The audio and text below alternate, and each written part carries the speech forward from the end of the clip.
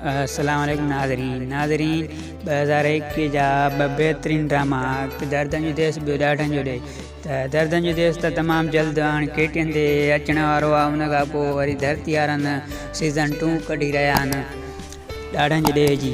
त हीअ बि धरतीअ ते तमामु जल्द अचण वारो आहे। हिन जी रिकॉर्डिंग स्टार्ट थी वई आहे। उन खां पोइ दर्दन जो देश त हुन जी रिकॉर्डिंग काफ़ी कंप्लीट थी चुकी आहे 50 किस्तनि जी।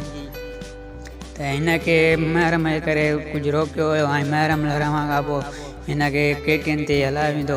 ॾाढनि जे ॾे जो फिल्मूं रिलीज़ न आहे कयो। दर्दन जे देश जो फिल्मूं जेको आहे सो रिलीज़ कयो आहे KTN ते। त हुन में फिल्म में ॾिठो वञे थो त एक्टिंग में असद कुरैशी, हुन खां अलावा अब्बास बिलोदाणू, अर्जन टिवणू, नवाब महदी, एस भट्टी, निसार शाह।